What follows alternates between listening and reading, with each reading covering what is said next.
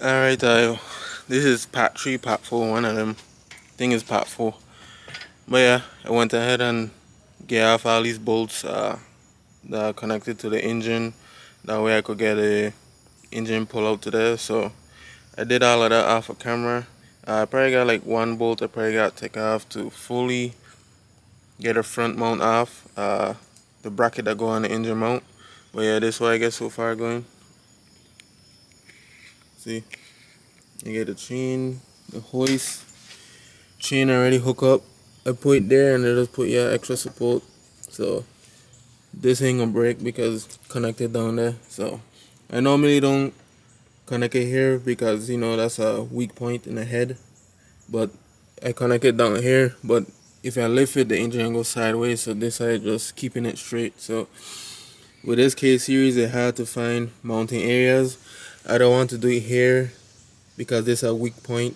This is where the starter to go. So this whole thing could crack.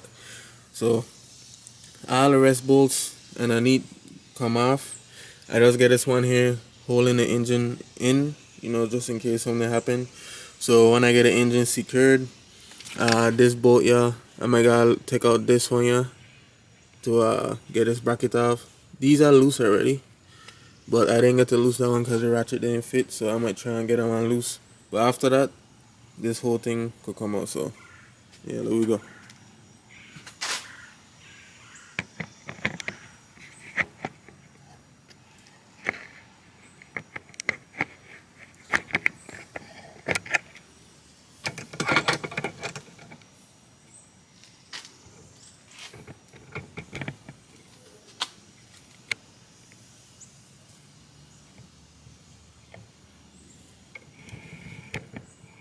Gonna pull wire up so I could see everything I'm doing. So pull wire on the side.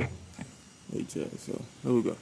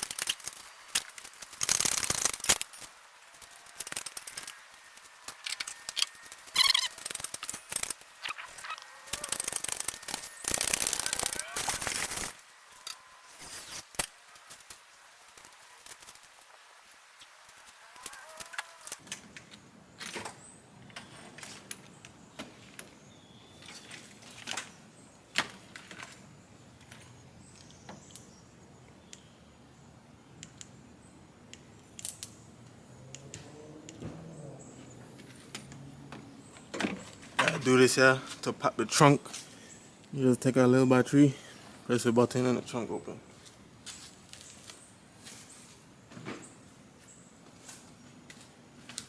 Because I gotta get the oil pan cover to put on the bottom there. Well, make the oil pan. Now I could drop it down and start turning it down.